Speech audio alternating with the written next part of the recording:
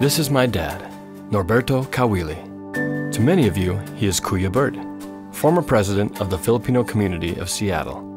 His name is known by many, but not many truly know him. This is the story of how Kuya Bert came to be. This is the story of my dad.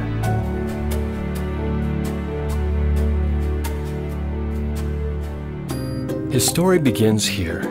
Yep, that's my dad, Norberto Santiago Kawili Jr. He was born in Cotabato, Philippines, December 12, 1939. He was the youngest of 6, Jose, Andromeda, Allegra, Lily, and Adore. His mom, Florentina, was left with the challenging responsibility of raising them alone after his father went missing in action during World War II. I wish you could see more from my dad's childhood, but unfortunately, a devastating fire destroyed most of the family's keepsakes. In 1957, Bert moved to Manila and attended the prestigious Mapua Institute of Technology. He originally wanted to become a fighter pilot in the Philippine Military Academy, but his colorblindness kept him from pursuing his dream. So he got his degree in mechanical engineering instead. After placing second in the engineering board exams, he became the chief engineer at the Vulcan Manufacturing Company in Quezon City and also returned to Mapua to teach. In 1963, Bert traveled to Germany on a scholarship to expand his engineering knowledge as well as his cultural awareness. Bert not only learned a new language and culture, but he also helped share his Filipino heritage with his new German friends. While visiting his sister Andromeda in Manila, he came across a beautiful woman who was staying with her, Purificacion Romulo Crisostomo, or Shoni, my mom. A pre-med student at Far Eastern University, her combination of beauty and brains swept Bert off his feet. Andromeda began to wonder why her little brother was suddenly visiting her more and more often. Shoni asked Bert if he could tutor her in math and physics, although apparently she really didn't need the help. The study sessions paid off. In no time at all, Bert and Shoni fell deeply in love. On New Year's Day 1967, Bert and Shoni got married. 10 months later, they were blessed with their first child, Monica Crisostomo Kawili. The following year, a golden opportunity landed in the lap of the Kawili family when the Boeing company came to the Philippines to recruit new engineers. Bert and his family hopped on a jet plane and headed to Kent, Washington, where a new career and a new life would begin. Not long after that, the family increased in size again. In September of 1969, I popped into the world, Norbert Crisostomo Kawili Jr. III. So they just started calling me Junior. And my sister, they nicknamed her Bubbles.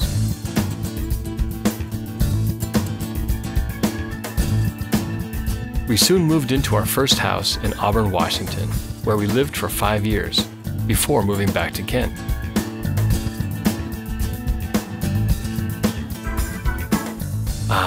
Lots of fond memories, and life was pretty good.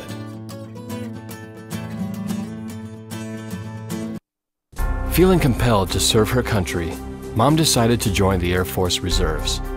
She survived the rigorous boot camp and was able to earn extra money for the family. With Mom away, Dad focused on work.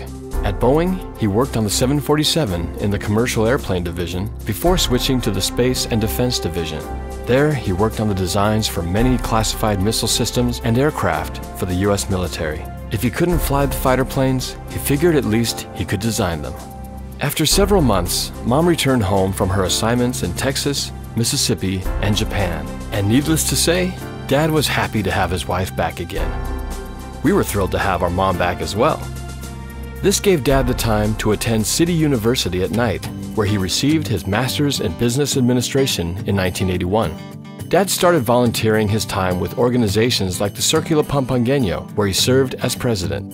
He also started putting his business smarts into practice by investing in business and residential rental properties. As Monica and I made our way through the 80s, we continued making friends and new discoveries. We both graduated from Kent Meridian High School at the top of our class and went on to study at the University of Washington. With my sister and I out of the house, Dad was able to focus his time on one of his other passions, writing. In 1987, he began submitting news articles for the Filipino-American Herald. Eventually, he would create his own column entitled Dear Kuya Bert. In 1990, Monica graduated magna cum laude with a degree in electrical engineering. She moved to San Jose, California to begin work. There, she met another up-and-coming engineer named Don Evans, who would turn out to be more than just a co-worker. On February 1992, Don and Monica were married. Later that year, I graduated from the U with a double major in broadcast communications and political science and began my career in video and music production.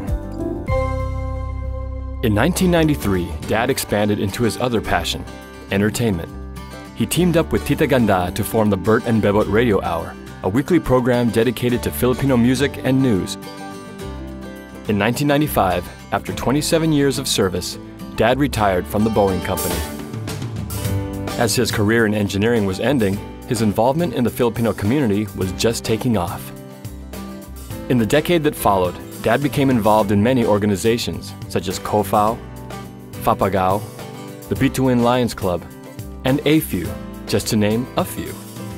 He also became president of HomeSite, a non-profit housing agency. He worked closely with his late brother, Manong Joe Kawili, a World War II veteran, with groups such as the Filipino Veterans Rally Committee and the Phil-Am Vets, to fight for the rights of Filipino veterans throughout the region.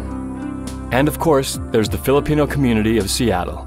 In 1997, he was elected president, and again in 2003 and 2006. He has devoted countless hours and energy to its many causes.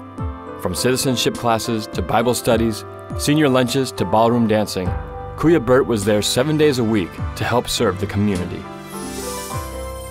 Monica and Don had 3 adorable children, Brianna, Brandon, and Brian, turning Dad into a Lolo. While juggling their new roles as Lolo and Lola, Kuya Bert and Ate Shoni still managed to make time to get involved with organizations outside our Filipino community. He graduated from the Seattle Community Police Academy in 1997, and in 1999 they joined the Jimmy Carter's Habitat for Humanity and traveled to the Philippines, Korea, and Mexico to build homes for those less fortunate. As Mom and Dad were discovering the world, I was back home discovering love. In December 2000, I met the love of my life, a beautiful woman named Jin Luceno. I became the happiest man in the world when, in June of 2002, Jin and I got married. 2 years later, Dad became a Lolo again when Jin gave birth to our first baby, a little angel named Sophie. In 2007, we were blessed with another precious daughter, Vanessa. Needless to say, Kuya Bert and especially Lola Shoni had their hands full keeping up with their granddaughters. As a volunteer on many levels, Kuya Bert has received many honorable awards, such as the Alpha Phi Omega Alumni Association of Washington Leadership Award, the Seattle Police Department Outstanding Citizen Award, and the International Channel Vision in America Award. He also received a Gawat Kalinga Hero Award from the ANCOP, an organization dedicated to building communities in the most troubled areas of the Philippines. He also received the prestigious Bob Santos Community Builder Award from FACES, the Filipino-American Civic Employees of Seattle. One of his proudest achievements is being involved in the renovation of the Filipino Community Center. In 2004, the community celebrated the completion of Phase 1, the remodeling of the main ballroom. Kuya Bert devoted his second term to Phase 2, the dream of transforming the community center into a beautiful 2-story state-of-the-art building. On May 30th, 2008, that dream became a reality. I say this is a very, very historical day. You know, we worked so hard. Let's go for the rah, rah, rah, because we did it!